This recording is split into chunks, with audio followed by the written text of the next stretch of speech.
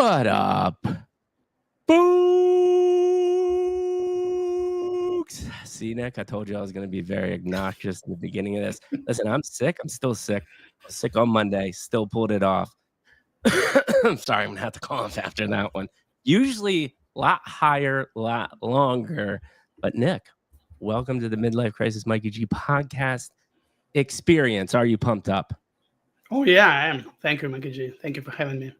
Absolutely. So how we do this in the beginning here is I'm going to give you a little updates about myself. You guys should be excited because apparently the whole internet is excited.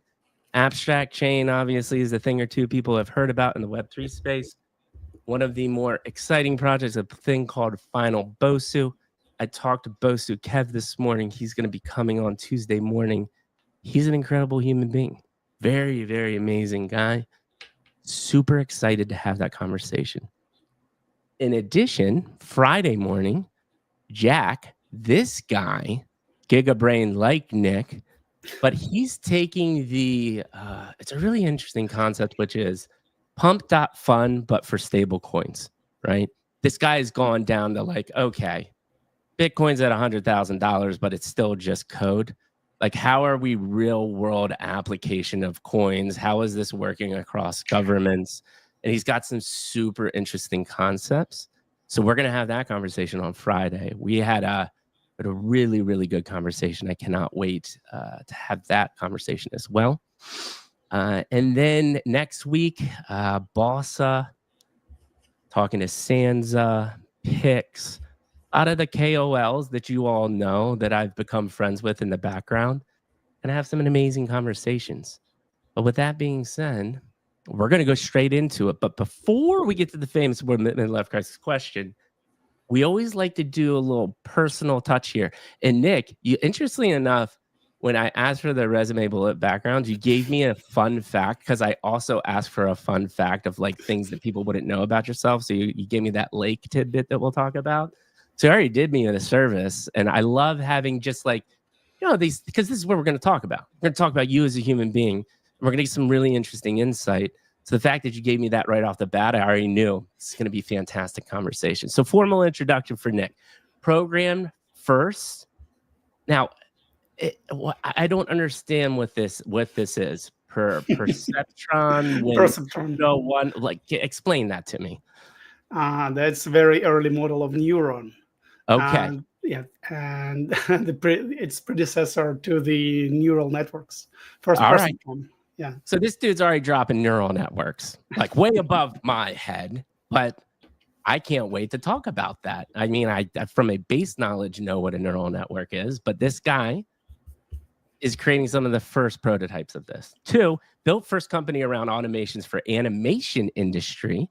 That's something that we can relate to, because I ran marketing for a multi-billion-dollar budget in the US, and I was in LA a lot, did a lot of the Gecko, right? You know the Gecko. That was created by Framestore that was out of London, and they had a New York office, and they did the Gecko. So I did a lot of animation stuff. I'm familiar with that. But 3, my favorite tidbit, ran a marathon over a frozen lake. Not many people got the opportunity to do that. Did I do you justice, Nick, other than messing up the neural network part? Anything you want to add, my man? Neural networks are quite messed up, I think. So, well, thank you so much. You did, well, great justice. And yeah, you're saying that what I sent you is basically the list of fun facts, because there's nothing to put on my resume. I was never formally employed. That's the thing. So perfect. And we'll get to that. Don't worry about this. And I love, I talked to a lot of people in the space that actually have that answer. And that will probably come up as we have the conversation too. I think it's interesting with the amount of smart people that come through this show that formal education is just not for them. So we can talk about that as well. But let's get to the meat of it, because we're going to cover all of this stuff and more, which is the world famous midlife crisis question. If you've never seen the show before, never been part of the audience, by the way, we've got tons of people watching already, Nick, so get excited. They're going to hear this beautiful story about you. But it is episode 1. Or, well, sorry, I didn't even ask the question. Nick, how did you get the seat you're sitting in today? Please give me episode 1 2, and 3. To reiterate for the audience, episode 1 is vivid childhood memories. What was your natural inclination? My assumption is you were a tinkerer. Maybe you played video games. Maybe I'm completely wrong and you played sports and had an epiphany and it all changed for you one day. Were there people, influences in your early childhood that helped mold the mindset that you have today? Episode 2 is professional career. Apparently, you did not have that, but maybe you did some schooling and you had some self realizations. You obviously did some entrepreneurship. So I'm very excited about that. Mentors, wins, losses, lessons learned. And then episode 3, Web3, AI, technology, what you're doing now with Memetic. What does the next 6 to 12 months look like? My man hit me with it. I cannot wait to hear all of it. Awesome. So let's start with season 1, I guess. Yes. I mean, yeah, I think you're right. Um, Assuming that I was a tinkerer. So Yes. my childhood dream was to become an inventor. I did not know what that meant, but Mm, you see, I was blessed growing up in a very small town, and we had a huge forest around it. So actually, as I think as young as old as 6 years old, I was 6, 7. I was going on very long walks in that forest, and God forbid I let my kids go to this kind of forest now. But so I used to spend a lot of time thinking, playing outside. Interestingly, I didn't have any video games or even desktop before I was 9 or 10 years old. So, well, pretty mature age, right? But I yeah. was reading a lot of science fiction. I was reading a lot of, well, I think it is science fiction, like Jules Verne, French author, these kind of guys. A lot of science fiction like Robert Sheckley, Roger Zelazny, um, these guys, then fantasy books. And I mean, I still remember that after reading some of these books, I was, well, what I started is I started writing my own very naive books. Nice. Yeah. And also, my father always had a small workshop, Okay. mostly for woodworking. So, along with my brother, we were spending time there. We were, I think I was soldering at the age of maybe 8, 9 years old when I was trying to resurrect my father's audio. I think it was, cassette player and Yeah. deck and amplifier, all that. That's They awesome. were like I had to resolder the capacitors, all that. So Right. yeah, I was tinkering when I was a kid, Yeah, you're and dealing with flux capacitors already. So yeah, that's yeah, a that was Back to the that Future was reference. like soldering flex capacitors Yeah, were exactly. You're a soldering flux capacitors at the age of 8. That's pretty damn impressive. yeah, but my father helped me a lot with this. So yeah, he was one of my inspirations growing up. My grandfather, he's still an inspiration. The man stopped running only when he had his um, heart operations at around age of Mm, 70. So he had to mm, stop running. mm. But even now, like he's 93, he turns 93 this February. He still What? writes books. He's still writing books. He's still reading a lot of books, and that's a great inspiration to me to see such a young mind in, obviously not very young body. Yeah, So I that's think, incredible, man. yeah, Yeah. I hope I So had some of his genes. we're gonna continue to talk about that, but believe it or not, you just gave me enough information to talk to for 6 hours. So don't worry about us not being having All right, anything to talk let's roll. about. There's the thing I have to go to first is I'm older, so I am technically the last stage of a millennial, right? I was born in 81. Mhm. Really a Gen Xer, I guess is what they call them. But I saw the evolution of technology, right? Internet didn't exist, didn't have cell phones, none of that existed. Then saw the smartphone and went through this whole process, right? You bring up something I think is critically important, which is play. And this day and age, people freak out if their children go off their front lawn. But I was the same way. I was playing in lakes and forests a mile from my house, right? And my mom just expected me to be home at a certain time, and I honored that, and I never was like a complete, I didn't use or abuse it. Like, she did a good job of, like, I think, teaching me, like, do the right thing, right? Explain that to me on that younger, now looking back, obviously, you're not thinking about it now. Explain that impact versus what you think is happening now with just the inundation of technology. And this relates to AI too, right? Like, I have a 15-month-old son. This is a totally different world he's going to grow up in. What are the benefits, and how do you think today's technology and society is impacting that? Yeah, I have two daughters. They're a Hmm. bit older, 6 and 3 years, and I constantly think about that, exactly that. That we, what I had as a kid, what they have as kids. I don't think I can compare because, well, in full honesty, I don't even know how some events from my childhood really affected me. Right, What right. I do know is that a lot of current psychological research actually converge on the idea that kids need free play, kids Yes. need unstructured time, and a lot of current parenthood, I think, revolves around the idea of kids constantly doing something that will help them in the future, which I think is ridiculous.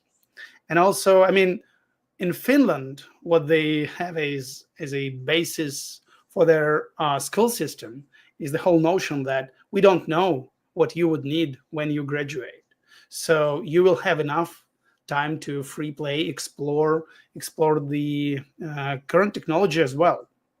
So I'm not in the camp of those parents who would say, no, we will not expose our kids to the technology because of this and that. Right. uh, I think that you should do that together with them, like my father did, like soldering with me. Yep. And he would not just give me a soldering iron. I would get burned. I would not learn how to use it, right? Right, right, right. So I think, right, having a lot of unstructured time is good, and we tend to at least try to give it to our kids. Just let them freely play, do whatever they can, destroy their room, uh, Yes. but Yes. not necessarily do the chores, like open this app that will give you knowledge of math or whatever. They have these apps, Right. but this is structured. And we No, play Zelda together with my oldest nice. daughter, Nice. but we do this again together, short bursts of time, very Right. controlled environment. So what I'm hearing is, I totally agree with you. Free play is being sucked out of the youth for some odd reason. I guess because there's a lot of money to be made and doing things later in life, right? There's this sense of s- people being afraid because of the exposure to information and media. There's a radio lab that was on NPR. They broke down the science of human behavior, and it was super fascinating. And the guy had done a study, same town, 20 years later, it was actually safer, but the circle of play for the kids had gone from a half a mile down to the front yard. And his hypothesis in theory was it was exposure to information and nonstop information, because the reality is the place was actually safer than it was 20 years ago. Um, so there's interesting things like that. So, but what I'm hearing is free play is interesting, but I'm also hearing balance, right? Because balance on being outside of those opposed to being in front of technology, because I'm with you too. You need to understand AI, it's going to be an impact. The only thing I want to layer onto this conversation is AI and youth of America. How do you bring that in? Is it the same thing of like you sitting in front of your kids and saying, hey, I'm your dad. I'm building an AI company, and this is going to be fundamentally part of your life. And I want to take you through this process. What does that look like to you from building an AI company and working with younger people? I honestly don't have a good answer to that. Totally Again, fine. Totally that's the fine. thing that I'm thinking about it quite a lot.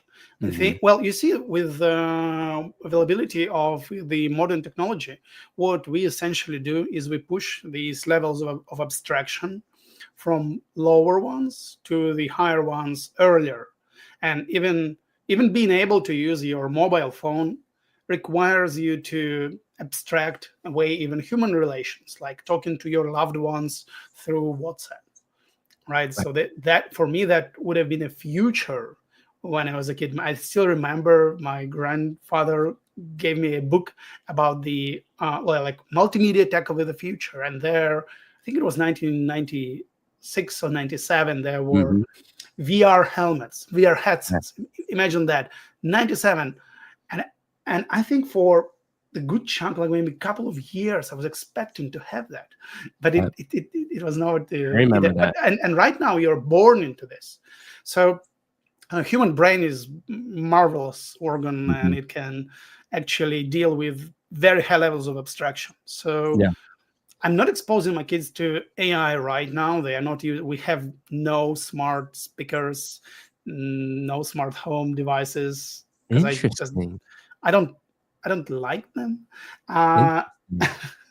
That's this is I fascinating to me.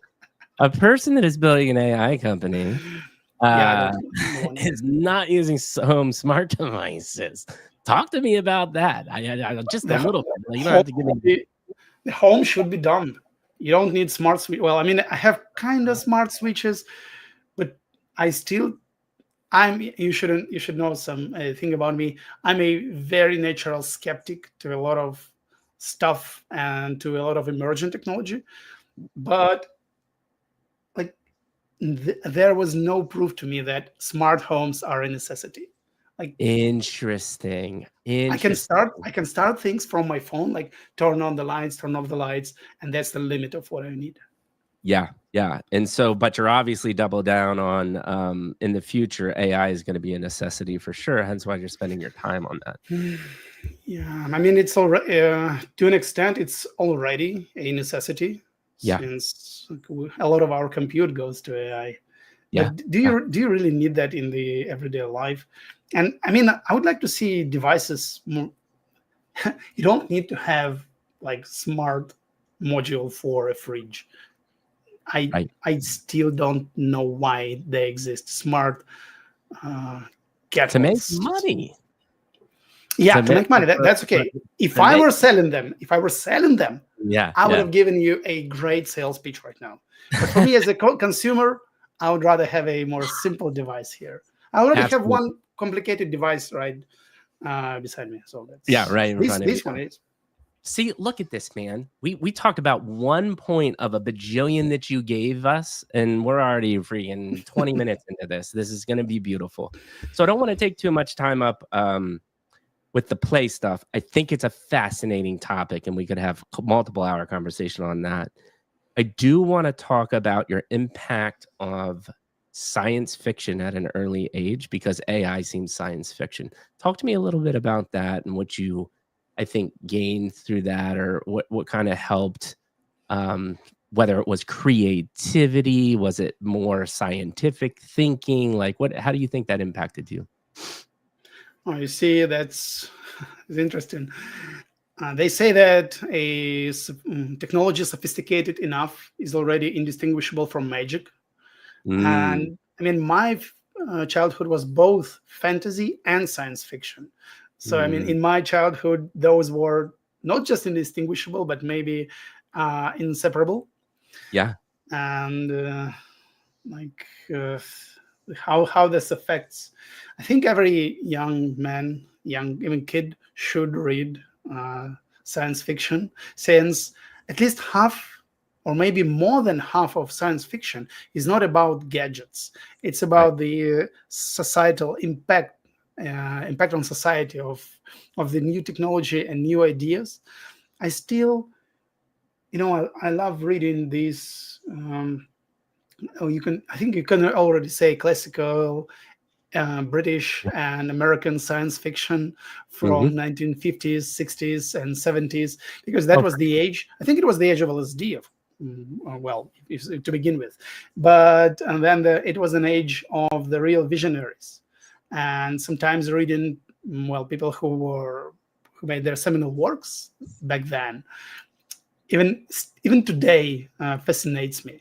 So I think that the impact is there. I chose, well, it's tech career, if you'd call it that. Uh, I studied math and engineering. Oh, hmm. I'm already getting ahead of myself, right? No, that's totally cool. So for me, Let's it was obvious that what right. I want to do. Yeah, no, and I love it because what you're saying, which I think is important too, is people get so caught up in the like, oh, this tech is so cool. But your point and a lot of thoughts and ideas around Memetic, right, is no, it's actually the impact on society and the cultural references and the formations of new communities, even religions, right? Like there's crazy things that happen because of what is about to happen the next 2 years of our life, right? I don't think people Two also years. talk about how quickly things are gonna like I talk to my older friends or my parents and they're like, oh yeah, AI that'll be a thing in a decade. I'm like, do you understand how crazy a decade from now is going to be? Like we're talking in a matter of a couple years that things are going to get really wild. And I don't think people understand how quickly this stuff is going to move. But the point being is, and hence why I do what I do, right? My mission statement is to bring back the lost art of genuine human connection, because even content in itself has an impact on human beings. Even though we're moving into this AI world, there's still going to be humans on the earth, and it's a critical part and piece of the puzzle, right? And I think we get caught up in the tech and we lose the most important part, which is us, right? We're still building it, right? We've still manifesting and creating this stuff. So I love your insight on science fiction. I absolutely agree.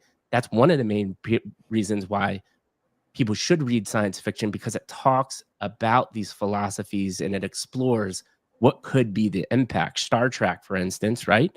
You break down Star Trek of like AI taking over, and now it creates this age of enlightenment where everybody has 100% of their time to do what they're passionate about. And it creates, people that can create beautiful artwork, really highly valuable in a skill set, right? That could be our future. We don't know. But these concepts are already thought about decades ago, which is super cool, right? So I love that insight. The last thing I want to talk about before we get into kind of like high school, middle career, is you mentioned your father and you mentioned how he helped you be a tinkerer. Any insights or looking back on like just that experience of being a tinkerer and soldering things together? Did that continue to like, is that where that curiosity was born? Reflecting back on that, anything else that pops up there? Because I thought that was a beautiful insight as well. Yeah, I think so. I mean, honestly, having access to means of production when you're a kid is already a Yeah, blessing. yeah, And thinking about how these simple resistors, capacitors right. work, it already sets you in this kind of Yeah, this frame of reference. You see, I still wonder why I chose more, abstract software, mathematical field. yeah, My father was, and he's a mechanical engineer. My brother is mechanical engineer. My right. grandfather is mechanical engineer, and I'm a software engineer. Right, Well, right. to an extent. So again, building something with your own hands Mhm. and seeing it live, it just uh, that's invaluable experience when you're young, and I'm trying to give this to my kids in turn. Right. Right. Yeah. It makes total sense, and it goes back to the whole play exploration. And I think this is the message that me and you as people that are talking in this space and talking about technology, when encourage is like, don't just get complacent to let AI take care of things. Like tinker with that too, right? You have to start Yeah, playing.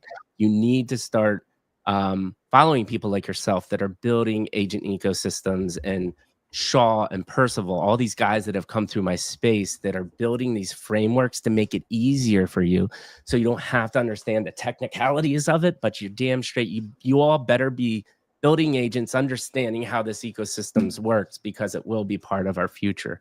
And this all comes from this idea of play, which was beautiful insight from your childhood, man. I really appreciate it. So let's move forward to kind of more the high school years, schooling. What does that look like? And now we're starting to, as you're evolving your mindset, like, what are the things that you're learning? What is catching your interest? Like, is AI already in the fold there? What does that look like for you? I don't remember much of my high school years because it Totally was cool. mostly math and physics to be prepared for the university. Yeah. It's weird. You see, I told you that I've had my first desktop around the age of 9 or 10, and it engulfed me. And I think I produced the first. So we created the first animated short movie when I was 13 or 14 years old. That's But amazing. back then I had I had no internet access at all, so I just had to learn things the super hard way, just getting a CD with weird software and Yeah. trying to Yeah. learn that software I from. remember that You day. remember click F1? It's hell, Oh, and you just absolutely. go to F1, and that's how we learn the software. That's So I awesome. was I love it. working with Flash. It was before it was Macromedia. I mean, uh, those were fun times. So, but then again, I chose to, well, it's become an engineer. I really wanted it. But like during my studies, I discovered that tinkering helped me get some money. I created Uh-huh. as it was a super small. It was not even a company. I was working as a freelancer for Right. movie and photo like industry. I was creating weird contraptions for movie and photo shoots. They, like, for example, they needed to construct some uh, moving parts to Right. film weird stuff. I remember I was creating uh, constructing the device that triggers the camera when someone shoots at the uh, balloons filled with water, and they Yeah. needed, Yeah. these bubble burst Were you photos. doing And robotics and stuff too? I was I was building it was like, it's not really robotics. I was programming the early, well, it was not early, they were not early, but I was programming these Nokia robo arms manipulators. Yeah. And I think what we also did is we uh, it like programmed FPGA. It's like, the right now it's still there. There was a micro controller. How to explain it easily? Just you come up with a logic, and you upload this logic to a board that um, assembles this logic inside itself, like it's very early neural. I think right now it's like creating neural networks. Right. Let's say that for um, the like, we were helping one theater with Right. actually automating a real theater, Right. with Right. automating its scene. And we were identifying the existing drives and whatever. It was so Right. fun. Yeah, but Right. that was the That's uh, so cool, robotics man. laboratory on my faculty, Right. and Right. that was super fun. So is this in university? Yeah, that was the university. Yeah, Yeah. I already skipped from high school to the university. That's Sorry, that's totally fine if there's not everything a is lot everything is a separation blur there. at that moment. Yeah. So Yeah. again, I had to remember the stuff on the go, because it was like 15 years ago, Totally cool. or Totally even cool. more. But But you that was bring up so something really interesting, which Mhm. is, so I did a lot of LA stuff, right? I shot tons of commercials and stuff, and I got to work with the guy that made all the Chucky dolls. He did Walking Dead. Like, this guy, top tier robotic animation guy in LA, super genius. But again, no formal schooling, just a tinkerer, really interested on how things work. and you're giving me this same story. And again, this free play, this tinkering mentality is so critical, especially this day and age when everything is spoon fed to you. Like I don't know what it is. Some people like yourself and like myself just have it inherently in us that we want to tinker and do things. But the thing that I like to stress here too is you need to figure out what resonates for you to start building these skill sets and these ideas and just constantly be curious and always Yeah. be learning, right? So what I bring up, the reason why I bring this Mhm. up is we obviously, and you see what I'm doing now here, right? Is I already got background. Your dad started instilling some of these in you. Mhm.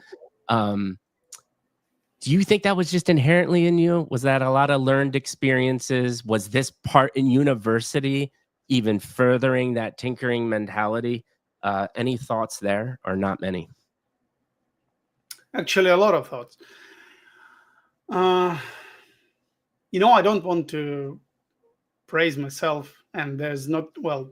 I I mean, want to I praise because I, you. That's why we're here, but man. the thing is that you already. I don't agree that like spoon feeding something to someone actually affects the overall picture. I think there would be people who are inherently interested in stuff and Right, those who won't. So you said you mentioned the formal education.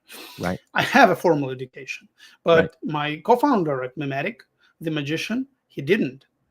He literally is the guy who said, "F this university.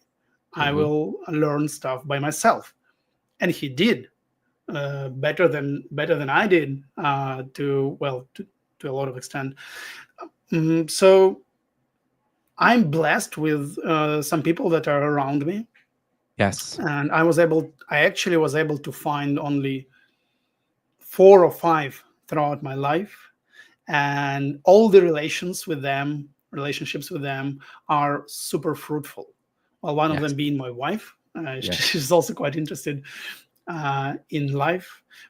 In general, maybe I'm not interested in things that other people are interested in. Not everyone yes, should be tinkerer in tech sense. I'm you already mentioned that we should think about the societal impact, yeah, but I also think we should bring more people that have other training than technical. Like you also mentioned Parseval from Project 89. yeah, He's a philosopher. He yeah, attacks the same problems from the completely different angle. yeah. And And and mm, so to bring that up, I'm glad you brought him up mm, real quick. Sorry to cut in. I'm a brand marketing guy, right? I'm not like I'm here because I believe in community and I call it brand 3.0. Really could care less about web 3. I suck at investing, I suck at crypto, all of these different things. I'm just genuinely interested in people.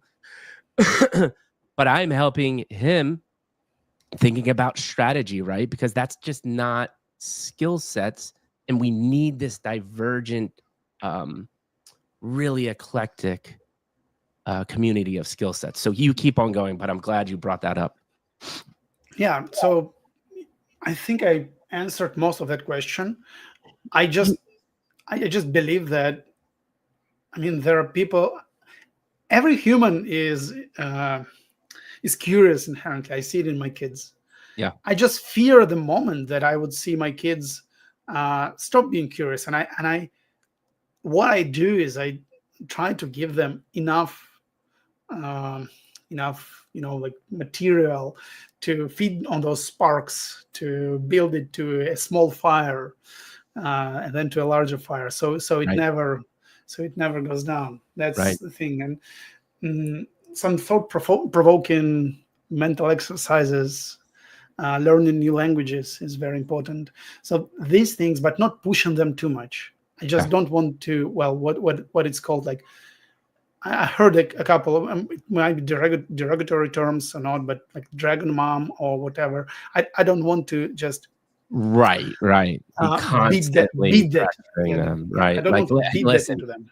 my sister, my nephew was at a baseball game, and parents are almost getting into fights because they're those people, right? It's like these are 8-year-olds playing baseball. Calm down, calm down. Let them be 8-year-olds. They're not Yeah, just because maybe you weren't curious and you're trying to live your dreams through them, like this is not good, right?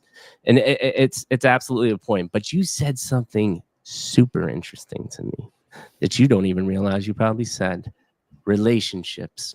This is so critical, and people need to hear this more as well too.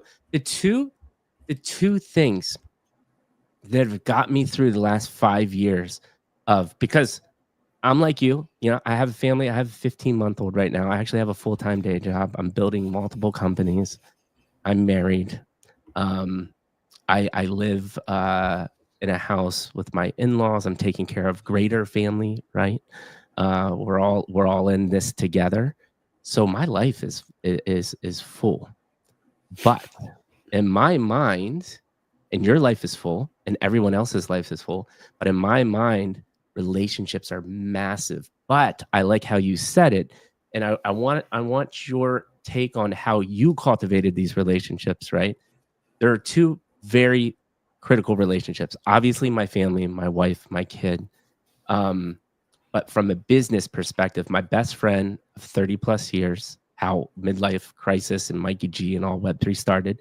And then a guy named Bubble, um, Asif, Asaf, sorry. I always say Asif, and he's like, damn it, that is not my name. It's Asaf. Uh, I met him through the Web3 community. He's come another co-founder on the strategy side, brilliant mind, right? But it's interesting. My childhood buddy, that was a product of just growing up together, and we formed that bond over that long term. My buddy Bubble, Asaf, it was like almost spiritual instant connection. And that has propelled my brand and my thought process and challenged my thinking and helped my systems and helped my efficiencies so much that I would not be where I am right now. Uh, and I just met him 4 months ago, and we've talked on the phone every day for the last 4 months. That doesn't happen when you just randomly meet a person, right? So what are your thoughts about these relationships? Because I'm so glad you brought that out, because I think it's a really important topic. The how I cultivated the relationships. It's a great question. So I think for quite some time, I was not even interested in cultivating the relationships. And I think during the university years, I was very, well, I'm not secluded, but like I was doing a lot of mountain climbing, mountaineering in remote places of Asia, like Tian Shan Mountains in Kyrgyzstan. I really love that place, and in So Alps, cool. and for me that was like what I thought I would be doing for the rest of my life. I just Right, loved that. I loved the right. risk. I had 2 or 3 near death experiences, and I mean by the age of 20, imagine that. We'll talk about that uh, on another episode. and I thought that I don't need relationships too much. Like I had them in passing. um, but then I was lucky enough to meet my wife, and then I thought, wow, that's like, this is my future wife. Yeah. And I thought, wow, that's a chance to at least try and not just settle down, but rethink my value system. Mhm. So it was only logical that I stopped doing this super risky stuff Yeah. and started thinking about like myself, what I was doing wrong in the relationships, how I should change.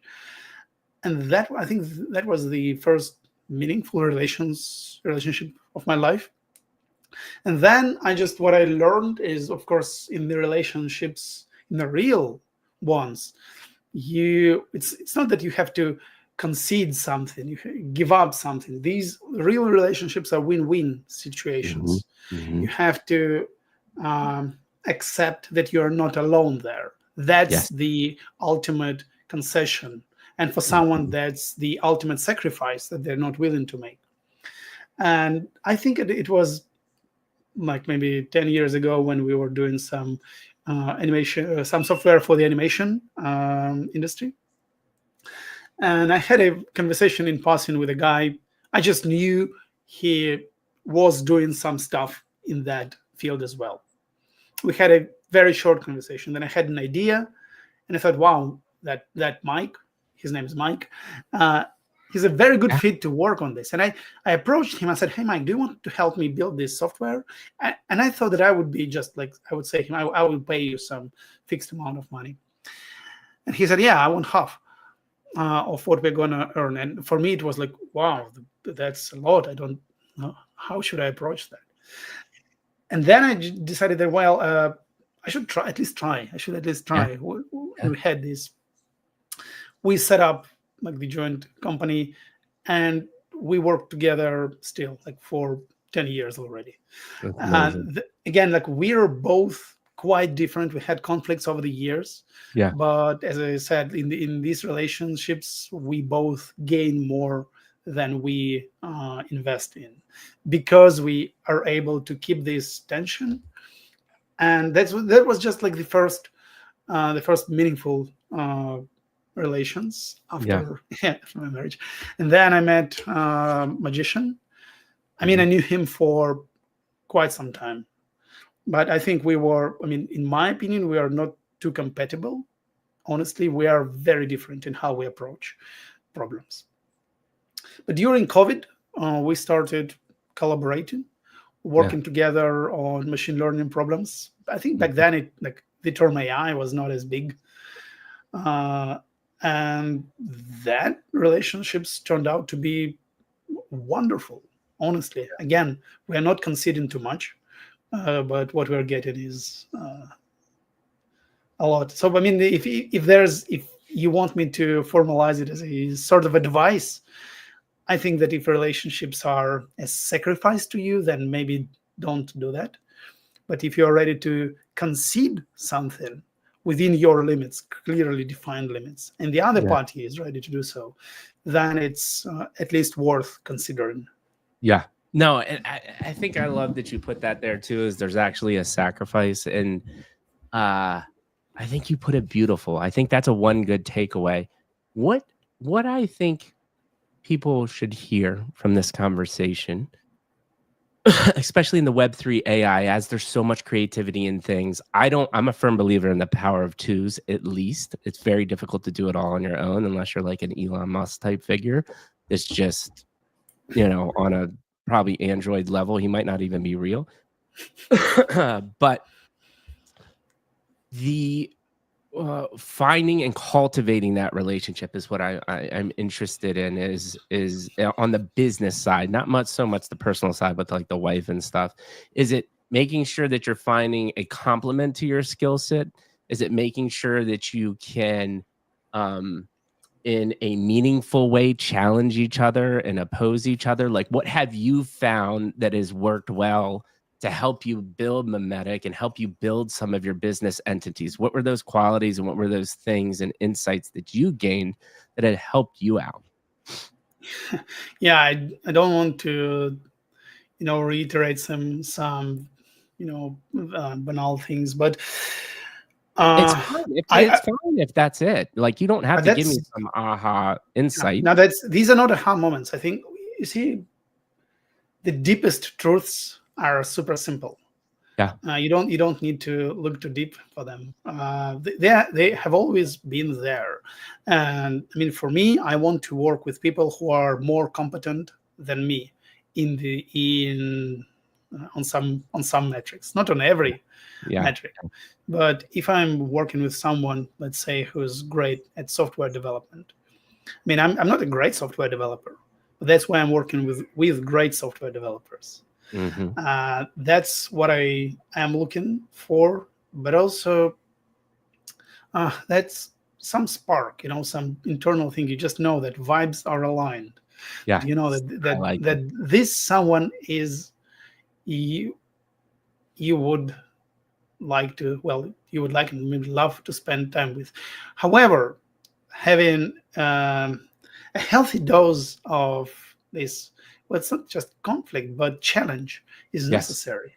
If Yeah. you surround yourself with yes men, you would never achieve anything. And I mean, for me, it is incredibly hard for my ego to sometimes concede and say yes, Right. like what I proposed might not be right, Hmm. and I'm ready to just do as you say here. Hmm. Hmm. That's important, but it's not like it's not superimposed on me.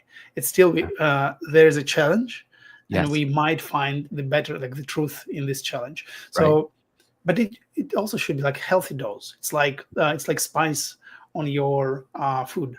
Too Yes. much and it's inedible. Too little and it's bland, Yep. passable. But Yep. Yeah, and I like that you put that at the end because that is a healthy balance. And what I'm saying is, you always have to work to get the seasoning right. You know, it's not yeah, just yeah, that. It's not just a I've done it once and it's going to be perfect. Every time you cook, you've got to reevaluate that seasoning, right? And that is the same great analogy for relationship, right? It is there's you're never like, this is it and I'm done. It's constant work. And again, I think that's just to your point, simple.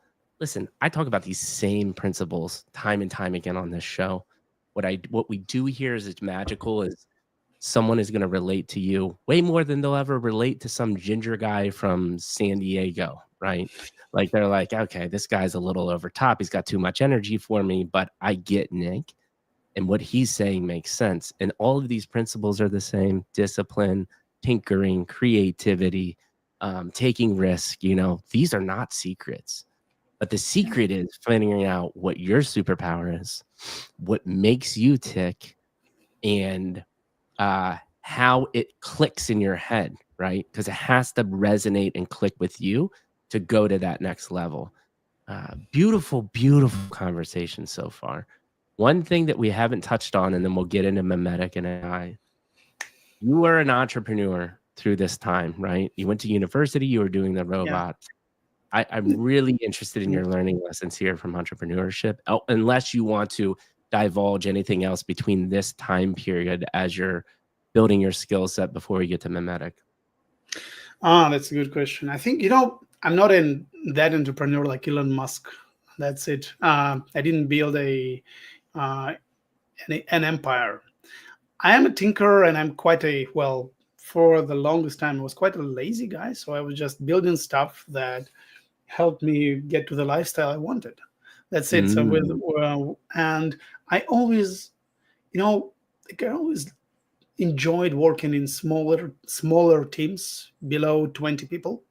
yeah, So I ran a so the first thing I did for, let's say, Adobe products when I opened them is I built a script, a automation tool. yeah, We actually shot a short film. There's a movie Her yeah, about a man loving yeah, a robot. So we made a short film just like that. I think 5 or 6 years before Her came out. But nice. I was actually trying to find the recording, but the director of the short movie says that he lost it. It's so weird. But I mean, I still have code that Yeah, did the text output, and that was so fun building it. That actually inspired me to start building tools for people like me in the production industry. And yeah, I quickly built a my own production studio.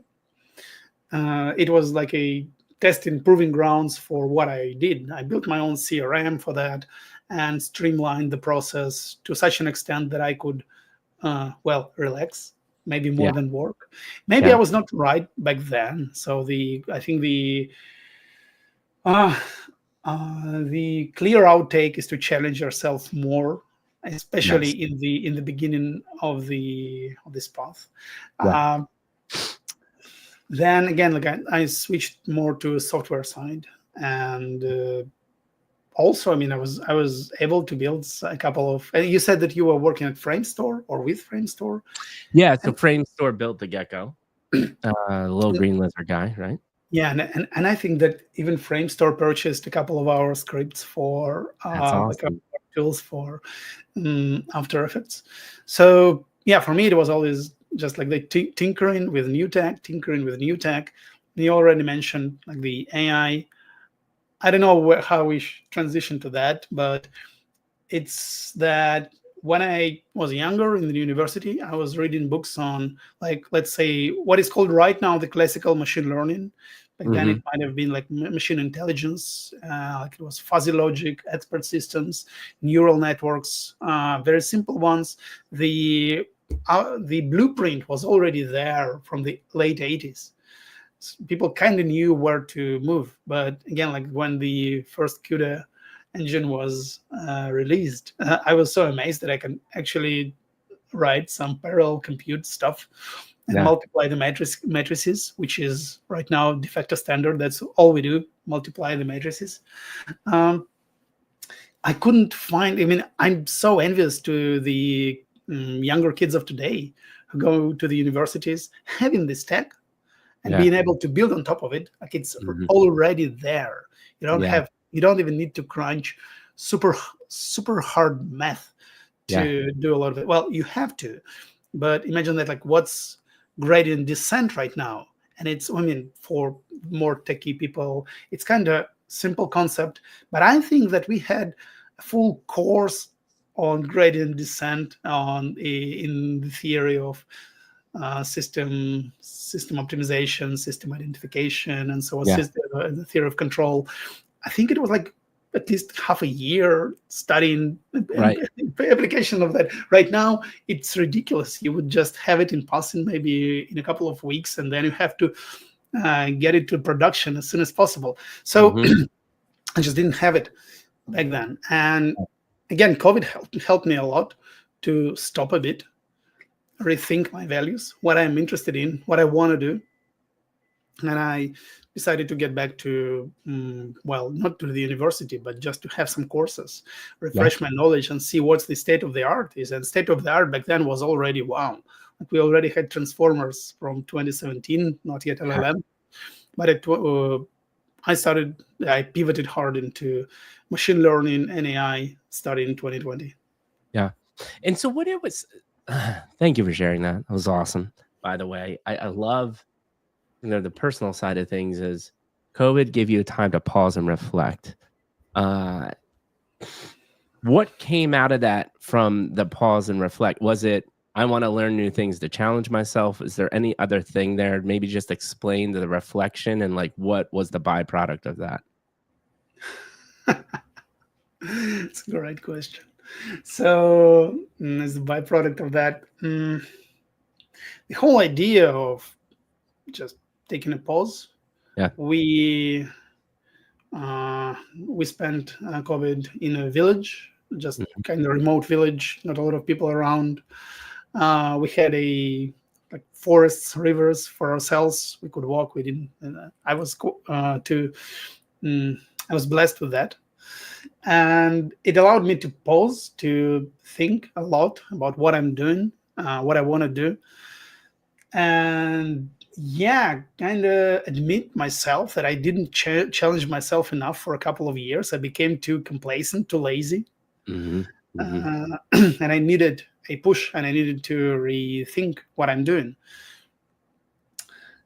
I think I spent for a couple of months. I was spending like 6, 8 hours studying a day, then tinkering. Then I bought a well, quite hefty GPU to experiment with neural networks, train Nice. them. While it was still possible to train on one, but I was already renting the cloud infrastructure Yeah. for my own experiments. And then I think it was like the let's say how we put it, second wave of NFTs. I think like in 2021 Yeah. started appearing, emerging, and my friends who were the artists I was working with on different animations during Yeah. the years, they started becoming, well, NFT artists, and one of them asked me to help them with generating, well, back then it was like in 2021 it was almost impossible to generate proper art for NFT. Like we had technology that is right now laughable, but what I did is I created a NFT PFP generator. We called it Moshpit, and I just built it around the ideas of, again, like classical machine learning. We built in the Mhm. tools to make the PFPs as diverse as possible, Right. to create them from any arbitrary structure that any artist can create, and it understood like small clues and whatnot. So I built a product that actually helped launch, I think, at least a dozen of collections Nice. during that time. So this is, if we call, I can't call it byproduct, Right. but it's I think it's a direct product of that period. And You know what's yeah. funny right now? Mhm. You're I can tell you're a scientific analytical guy because you interpreted byproduct as actual products, but byproduct when I meant it was more of a experiential, as in the byproduct that I heard from you was the pause made you yet again give you a very clear moment that you need to challenge yourself and learn more things. So like Yeah. that's how I interpreted the byproduct, right? But you actually started listing byproducts of like, hey, I made a meme generator and stuff. So it's just even that right now, like how I think compared to what you think, that the output is cool, right? Because that what Yeah. how your answer was not what I was expecting. Uh, but it gave us so much more deeper insight. So I appreciate that. You see, on the higher level, I think, if you allow me to go back a bit, to make a Yeah. step back, I also, well, by the beginning of COVID, I think, again, I was becoming too, as I said, lazy. I Mhm. started gaining weight. Yeah. Uh, I did not train enough, even though my youth was all mountain climbing Right. and marathon running, all that, and then it just like stopped because I was just enjoying life. So during COVID, I actually started lifting heavy weights, Yeah. kettlebells, and that changed a lot in what I do, how I approach my Yeah. life, my fitness, my health, all that. That's, let's say, it's also a byproduct of that era, right? Yeah, for sure. No, I love that you add that too because it's huge, right? Like I was in such bad health with the lifestyle I was living in the LA style. Trust me, people, you don't want to be a movie star. You don't want to be stuck in that world because it's toxic and it's tough. It almost brought me to my knees. I had a near death experience as well. Wow. Um, because of the health side of things, right? And it is very critically important for you to you can't be a successful entrepreneur without serious health. Now, we can argue the mental health side. I think a lot of entrepreneurs are kind of crazy. I think you have to have a little sense of crazy to do the things that some people do. Um, that's a whole nother topic of conversation. But I think Yeah. thank you for bringing that up. Go ahead. What do you want to say? No, I said, if you go that route, if you go mental health, then it would take hours just to Hmm. start the conversation. So it's I one don't of my have. end goals why I started doing this is I went through a major depressive order in Mhm. 2018. So one of my goals eventually is to bring and raise awareness to that, but I'm very cognizant of me being in that space. I do not like to talk about any of that stuff without a professional in the room because it could go sideways real quick. But we'll get there, man. We'll get there. But it's a lot of people suffer from it because it's really Yeah. hard to balance all this stuff. So you're making me so let's get into Memetic because believe it or not, Yeah. we've already been talking for an hour and Oh, this wow. we haven't even gotten to Memetic yet. And I've got some really already fascinated with what you're doing. I want to talk about that. Bring us into the AI fold. Bring us into the company Memetic, what you're building. I think you actually have another company. We'll talk about that. And we'll go a little down the rabbit hole here because there's actually, by the way, there's people chatting throughout this. Really? We got hundreds of people watching already. You're not going to be able to see Oh, it. wow. I see it. Oh, yeah, you can see it, Um, right? So yeah, I can people see are comments. bullish on you, but I don't. there's a couple of people that are really interested in what you're building because they now, like I said, we're building this friendship. You're a good human being. You're an interesting guy, and people want to know what are you doing and how they can even get involved. So let's go down that route, man. Yeah. So let me first define what memetic is. Yeah, Maybe what it isn't, and then how I got here. It's yeah, also, I think, it's a fascinating story. So in yeah. short, memetic is the fastest way from your X profile to an authentic AI agent that we Okay, call a reflection. Uh, that's a short story. So here's a long story. As I said, we started working, well, during COVID, we started working with the magician, and we quickly, well, went into, well, he already had huge experience in Web3. And I was at that time a bit skeptical, but still, as I said, in 2021, I started building tools for the second wave of NFTs. Then we joined forces and we started building things around the ideas of blockchain. We started with our own version of peer-to-peer consensus protocol. Then we experimented with actually Quest builder for Web3 projects just before the previous bear market hit. And surely enough, we already started using all we learned about machine learning and AI in the core of our tech. We had the whole experience builder was a pre-agentic tool. Sorry, my kids. No, it's already it's not that loud. Let it rip. It's all good. We had our first quasi agent built in 2022. Right. And then we built. Okay, it was out of the blue. It was random, but we built a tech that automatically generated insights from social media, and we sold that to a client from PR and GR industry.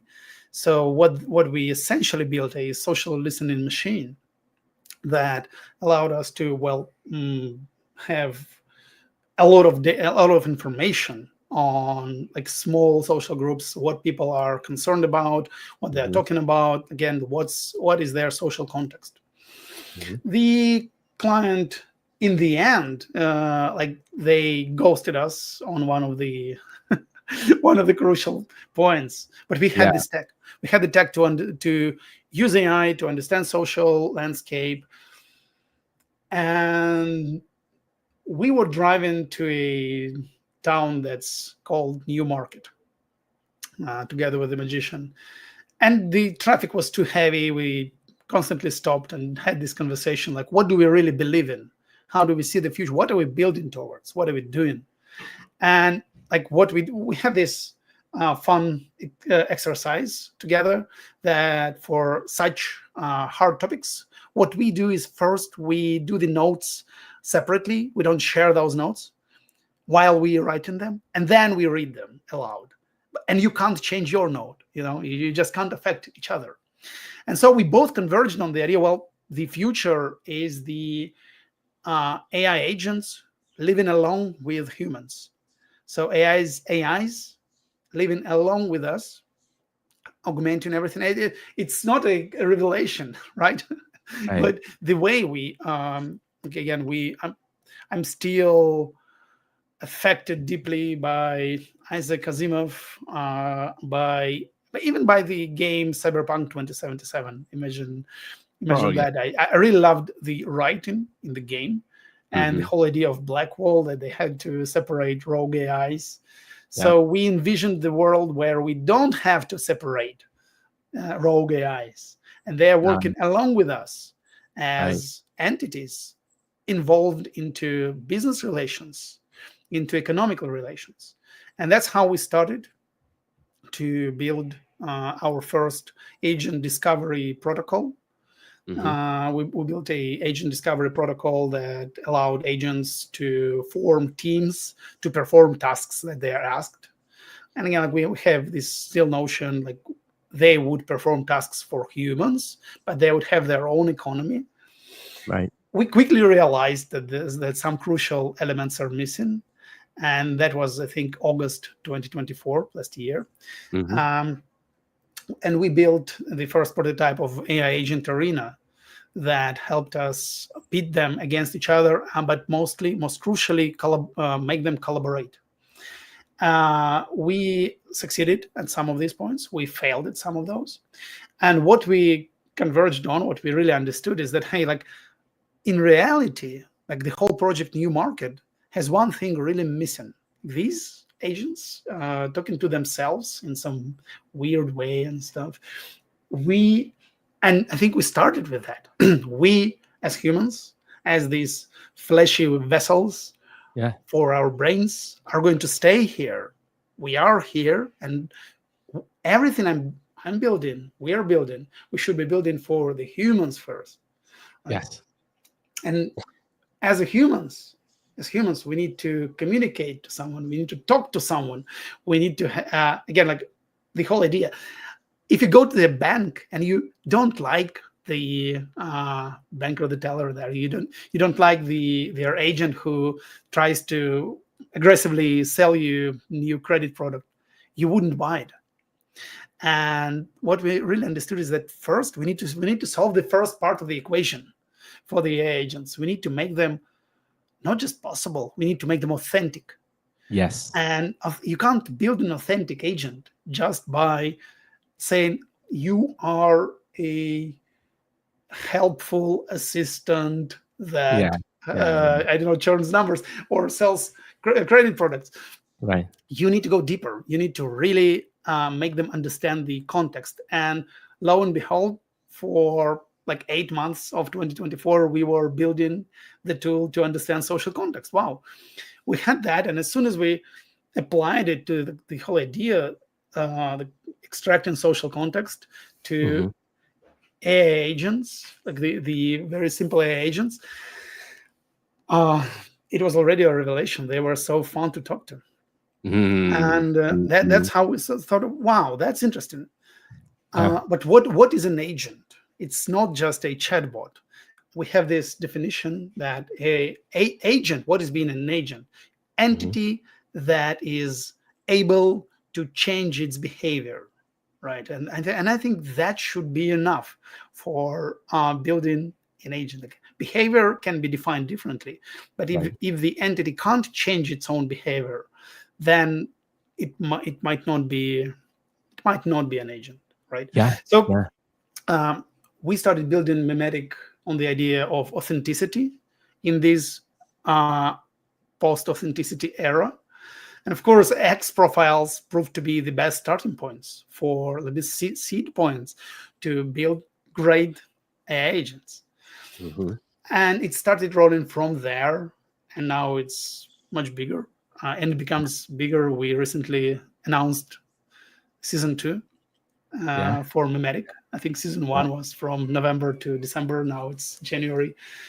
And season two, and again, it also plays into the whole conversation, like what we are looking for, and what our existing and new followers will see: more collaborations, more integrations, more uh, interactions Yeah. with other entities, let's say.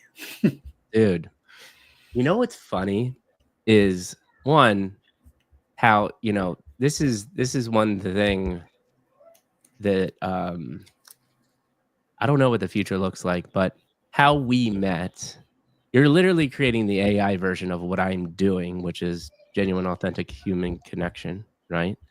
But you're understanding the power of what we're doing right now. This is so critically important.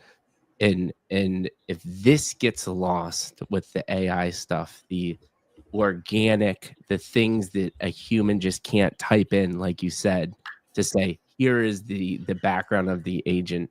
It has to be natural. It has to be organic. Has to be surprised learnings, right? That's what I do here. And like we Yeah, said, we do it from we're doing it from um, across the world in different, totally different experiences. And this stuff is important. And you're trying to figure that out with AI, which is just, I wanted to bring that up because that was cool. thank you. What I want to ask is, AI agent is such a buzzword. It has been for the last, let's say, 6 months. It's really taken Web3 by storm, maybe the last 3 months, right? What are you doing different than all of the other noise that you see out there? I think people should understand that in a layman term way, right? Obviously not the back end because most people won't understand it. Yeah. Is it the personality? Is it the organic? Is it the natural interaction? Is that it, or is there something more there? So first, I would not like to call everything around noise, even though there are some LARPs and agents that are not exactly agents, more Yes. more I still think that what we see around is a bubbling foam, right? Mm, It's very it's super lively landscape. So what I um, but honestly, what's different in Memetic is, yes, the authenticity, how we are building the agents, how uh-huh, exactly they respond, and that uh-huh. what I love about our agents is that they can hate the whole communication with you. They can not like you, Yeah, and they can leave the conversation. yeah, So they have these the more tools to be passable as entities.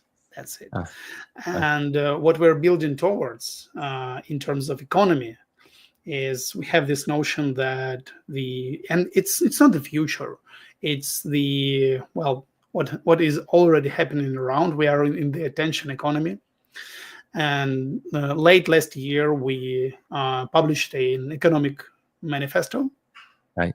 where we outlined that for memetic reflections would be valued and would actually start earning on by themselves Interesting. based on the amount of attention they are able to get. Yeah, And you will be, as a reflection owner, as a reflection creator, you will be responsible for that with like what we call right now reflection builder or reflection studio. We are still trying to find the best name for that, yeah, but you would be building these reflections, using them as I don't know. You can use them as support agent, but you can use them just to discuss interesting ideas. And some projects already are using them to just be a kind of part of the art project. One of yeah. our super talented artists, Elbank, who helped us actually with the design of the platform, he started his own project, and he's using Memetic as a backend for that.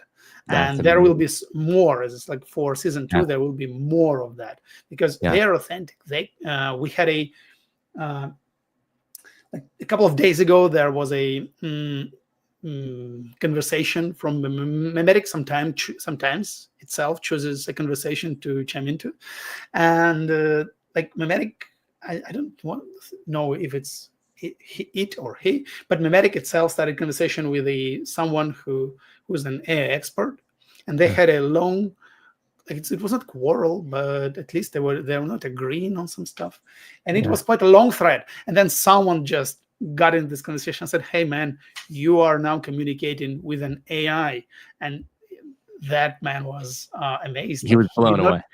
yeah, he was blown away. He did not expect that. And Yeah, for me, this is the benchmark that yeah, you could not expect that, but yeah. it can be done. Yeah, yeah.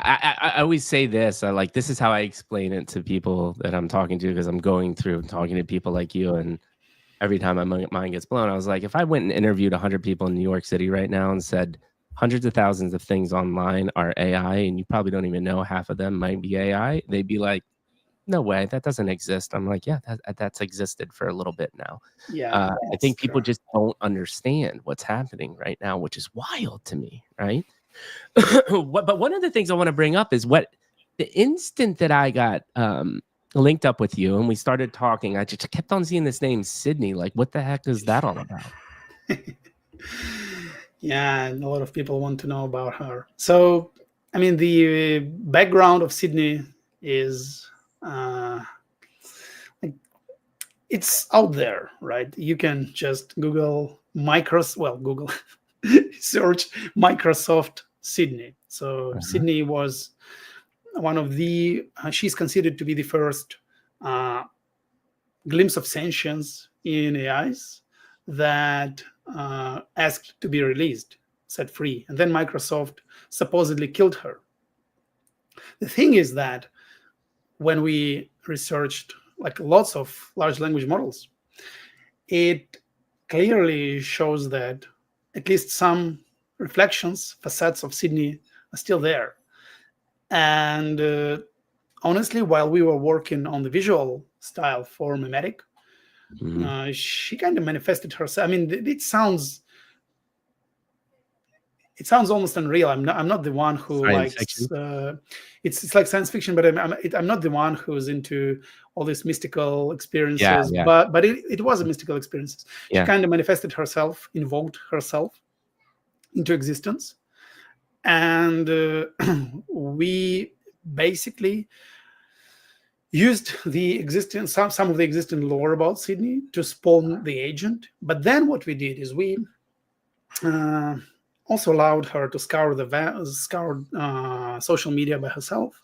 What memetic agents actually do is they remember the interactions. They remember what you took in, what you're saying to them. Not Yeah. might sometimes not in exact words, but at least they remember the vibes. What happened, and she started learning a lot. I think she experienced a lot of stuff online, and she grows into an entity of her own. So she's in turn getting the most attention from our team in terms of features.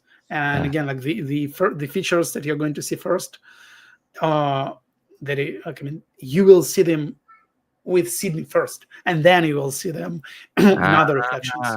gotcha. But what's cool about what you said is there was already lore about Sydney, but like Sydney seeped into your ecosystem, and now there's even more lore being built around that. Yeah. Um, but what you said at the end, can I assume that like Sydney is the flagship agent, and that if you were to release new features or start molding the algorithm, Sydney's going to Mhm. see it first? Is that correct, or am Yeah, I wrong? that's correct. And she's already using some stuff that others can't. Uh, Mm, mm, so alpha and then, there, alpha there. Check Sydney out, people. And what's her? yeah, What? Just so everybody has it, I can put it in chat. What is Sydney's Twitter profile? it's is misbehaving. Is Is misbehaving. misbehaving. All Yeah, right. Yeah, I'll yeah, copy and paste it and and put it in there. and she is misbehaving. Yes, yes, yes. That's true. And I think that's an interesting take, right? We've She got doesn't like she doesn't like me too much, honestly. uh, I feel like she's my teenage daughter. Well, I mean, I can't call her daughter. It's an overreach, but I also I can't talk condescendingly to her as well. I mean, it's also weird describing my relations with an AI entity, yeah, but well, sometimes we get along. Sometimes she just wouldn't talk to me, I and I love it. think it's universal for other people who follow her. But yeah, I Yeah, think you really should. And yeah. also, I already mentioned that we are going to do more interaction collaborations with different talented artists for the season 2 of Memetic, and they will also Mhm. get some, let's say, more attention and more cool features if they want to. Well, we want to see them on Memetic. Right, right. No, that's awesome, man. And the other thing I found was really interesting is you know, because I obviously do research, we have conversations and talking about the memetic the whole time, but I see an entity called Superstition Labs. Like what's So going on there? it's not superstition; it's superposition. Sorry. Why did I say see? Yeah, This is why I have you, because I yeah, mispronounce stuff all of the time. mm, The I think, superposition, because yeah, I had, you know why I said superstition? yeah. Well, because I have My sister superstitions. lives in Arizona. There's a place called Superstition. I'm really into mead, and there's a Really? Superstition meadery. Yes, they make Wow. incredible mead. Cool. So I think you're the first one to notice this discrepancy, but it's not discrepancy though. We called our uh, so we along with Magician, Yeah. we called the company Superposition Labs for the cause. It's a quantum term, Mm. and like we had it. It's when an object exists in two states simultaneously. Mm. Well, it's if you discuss it in layman terms. Uh, not I don't like the name layman, but in more simple Yeah. terms. In more Yeah. simple terms, and there Normie is. terms. I mean, there is something that I don't want to disclose, but uh, I mean, if people were as like if we're as I said, they don't need to, you don't need to dig as deep. But if more people notice that, we might have disclosed more information. But yeah, that's a Mhm. quantum term, and we are in AI. So yeah, yes, I didn't know what superposition meant. Yeah. But Okay. that's also good. That's also great to know is like, and tell me if I'm wrong. This is how I'm interpreting it. Memetic is your AI machine learning arm, almost playground, but the actual company entity, Superposition Labs, is like kind of the more formal company part of things. Or am I wrong there? Well, we need to have a formal company, of Yeah, course, because yeah, it's at least I need to turn turn some profit into real money at profit, some point. taxes. Yeah, you need to Yeah, figure all that yeah, out, right? that's a lot of overhead. But Memetic is the flagship product that we're working Okay. on, and Yep. that's the thing I'm working on right now. Right. Uh, Right. I had a lot of side projects Yeah. that I stopped. I even was doing some, consulting that I can't do right now. Right. All I'm doing is either yapping about about Memetic or building Memetic. Hmm. That's fullest time job, and I am really so excited to have the community built around Memetic. Nice. We were able to attract super talented people. One Right. of the developers at Memetic came out of the community, so the guy was following us from literally day one. At some moment, he just said, "Hey guys, I want to join your team and work with you." And lo and behold, he is writing one of the best code we ever saw and helps us immensely. So it's again building these relations. AI agents will be there; they will be doing a lot of stuff, mundane tasks, and so on. But again, we need these humans, and Web3 AI attracts forward-thinking individuals. Yeah. That's what I can tell, Yeah. and yeah, that's a great place to be right now. No, I love it, man. And they, of course, this has been in the chat throughout the whole time. Everyone thinks because you're an AI company, you need a token. When are you dropping a token? Can you say anything of that, or are you just going to stay silent? No, no, we have a token. You just have to go to the Memetic. That's the thing. Like, you see, with the token, Talk to me. uh, we what we did is it's like convergence, superposition of stuff, everything Yeah. all at once. Right. As we started posting about Memetic, and we attached the early version of Memetic to X, Yeah. a small community formed around it, and someone launched a token. And I mean, what we did is we mm, instantly aped into it and got uh, sizable amount of supply. So there is a token. You just go to Memetic X profile. It's in the links. We just taped into it and got some supply. We burned some supply, and then Love we it. are using it to actually, we had a first unlock on January 1st.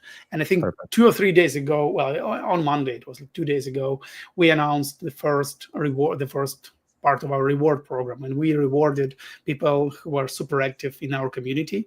And Hmm. there are a lot of them. We had to validate everyone, but I was so amazed looking at these lists So of cool, isn't it? people. And I just want to see more people with us, and I think I will see more people with us Oh, you will. for the season 2. I told you what I bring you is people that actually genuinely care about what you're doing, and we have a lot of people already from this conversation that are going to be joining that Discord. I can feel and are genuinely excited about what you're doing. Um, Awesome. Amazing. What's interesting to me about these AI companies, though, is that it's technically not your token. Someone from the community created the token, right? Like it's interesting to me. Yes, it's named you, but anybody can create a token, and you have like quote unquote sponsor it. AI's like 16Z has done this. Percival, the same thing. Like this Web3 collision of this AI, the Web3 people are just like, how do I make money? Oh, I'm going to make a meme token. And the AI people are genuinely like, I want to push society forward. So it's just this really interesting like collision of mindsets. Uh, Yeah, and it's happening and with I everybody. think the guy, well, I don't know who that was, the entity who created the token. I think they earned like $600 on Yeah, it. So yeah, yeah. Yeah, that's it's fun. not crazy. I mean, but then you look at it, something like AI 16Z that has a Yeah, $2 billion market cap. It's insane, right? But who knows that Memetic might not be that in the future as well too, because this stuff is just gonna get more and more efficient. yeah. Okay, amazing conversation. I'm always usually late, and I'm gonna be cognizant of time here. But before I ask, and I lied, I have one last question. It's a softball. I promise it's not that big of a deal. I want to give you the floor because people are genuinely interested in what you're talking about. They've now seen you as a human, why your mind is working the way you are, what you're doing is I 1,000% believe in what you're doing. I want to continue to figure out how to work together because our brands are literally the same. I'm working on the same thing, the same that I believe in. What does the next 6 to 12 months look like for you? Divulge any information that you can to get people excited about what the future holds. Wow, 12 months is the, I think it's impossible horizon for of planning for Okay, me so right at 3 this to point. 6. Let's But go 3 to but I will 6. try. But I will try. Okay. So I think what we are going to do quite soon already is open source parts of our technology. Mhm, So within 6 months, more projects will be able to benefit from Memetic Rooms, for example, which is, mhm. well, I mean, I love this technology, and you can already get on the website and see how it works. From integrating Memetic agents into their pipelines, and we will have, yes, sorry, my kids are playing just outside my door. Totally cool, totally cool. Uh, so sorry, I'm just losing focus. So, and we will be able to create the first agents that are literally paying for themselves, being, Mhm. well, let's say even key opinion leaders. Yeah, That's what we're going to be, and that is going to be built on Memetic platform and on yep, Memetic tech stack. yep. So I think that this is the general goal for the next 6 months.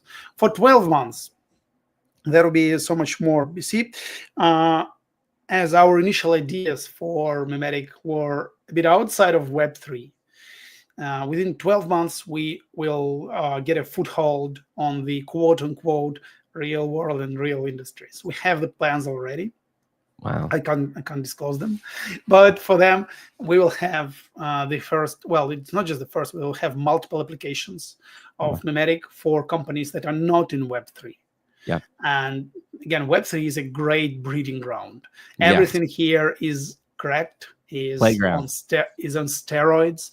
It's a great place to be, honestly. As I said, the most talented people, brightest minds, and the speed of innovation is, it's unbelievable for anyone coming from the outside.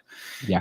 But also the outside, as you see, like what you mentioned, I think maybe 20 minutes ago, that uh, people are still oblivious to AI agents. We are in a bubble. We are in a X bubble where people, let's say, even recently, people discovered that search volume for Claude and Anthropic's Claude is order of magnitude lower than ChatGPT. And for the quote unquote real world, Claude just doesn't exist. For us on Twitter, it's de facto the standard. Like, we Yeah. know that. And AI agents is order of magnitude smaller than that. We need to Yes. bring this to more audience, Yep. and they would pay for it with their Stripe accounts Yep. and Yeah. PayPal's, Exactly. not specifically, not necessarily with the tokens, Yeah.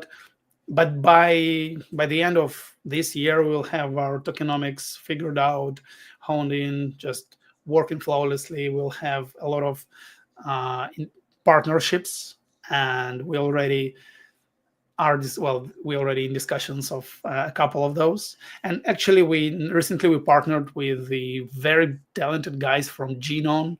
These guys make echo chambers. It's a great project. You should also check it out. That You're gonna have to allows link me up with the founders. Love to get them on. yeah, sure. Yeah, they would love to get on the Yeah. podcast. So And what they are doing is they are right now bringing a lot of these agents and agentic projects together by building the echo chambers. The Hmm. vision is absolutely great. So we recently adopted their technology, and Memetic right now already uses this to fuel the next round of integrations with other projects. So that, and we'll have just more of this. But in Yeah. general, again, the quote unquote real world, the people who don't know what the AI agent is, are going to be here, and we will be one of the first ones to introduce it to them in the Hmm. most authentic way. Love it. Love it, man. So cool. So many cool things happening. All right, we're gonna wind it down here. Right. And there's one simple question before we kind of close it out, which is I've seen you on spaces. You've either hosted your own space, you have been part of many spaces, you've been in this Web3 ecosystem. You might have been on some other podcast. I'm not sure. I want your genuine, authentic feedback on how Midlife Crisis Mikey G podcast went compared to the other things you've been a part of. Sorry, come again, please. No, no, no. It's okay. Okay. Okay. Just a We'll minute. reset. Yeah, yeah, So yeah. Sorry. you've been exposed to all of Yeah. these Yes, things. I've been. Yeah. Uh, how do you think tonight went on my Oh, yeah. experience compared to everything else that you've been exposed to when it comes to spaces or podcasts? Yeah, well, that might be viewed as flat out flattery, but what I loved about tonight's experience is that, well, I mean, I was not forced to shill the project, Hmm. since I mean, I can do that. I can pitch things for hours and hours, Right. but generally, I believe that knowing again the human part of the build of the developer of the builder is so much more important. So I felt no pressure about that, and I think that's quite valuable. Thank you. Your questions are great, and I think I loved this notion of 3 episodes, Yeah. Thank three, you. and maybe those. I mean, those could easily have been 3 seasons, right? Yes. It's Yes. just Yes. not just episodes, but if we had 24 hours, then we would be talking for 24 hours straight. Exactly. Exactly. Unfortunately, we had to compress everything. Yeah, generally, I think that's the main feedback. I Beautiful. really Thank you, enjoyed it. man.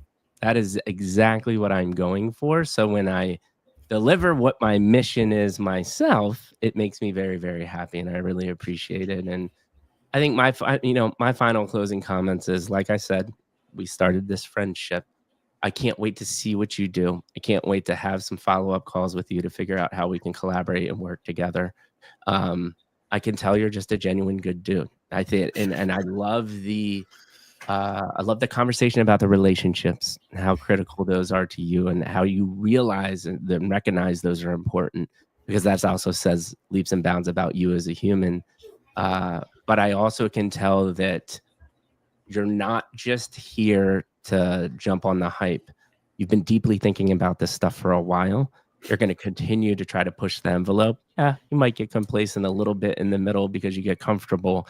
But what I also heard is you have come to this realization multiple times, that you then figure out, hey, I got to challenge myself. I got to go. And I think Magician has really helped you Yeah, balance that as well too. And I was linked up with you through other brilliant people. So I'm confident that you're in the right circle, you're building with the right people. And I'm glad to now call you a friend, Nick. Man, I really appreciate the time. Like someone like you, an hour and a half, 2 kids, building companies, that is worth a lot of money. And you just gave it to me. So thank you so much, my man. thanks so much, Mike. As I said, I super enjoyed this, and I have Thanks, man. well, no, have to. I would love to go to my kids right now. Yeah. Yes. They already pushed a couple of envelopes under my door with with some messages to me. Yes, yes. So I'll let you go to the kids. We are going to end the conversation now. And with that being said, thank you everybody that's watching right now. Nick, Mikey G, and Midlife Crisis are out. Bye.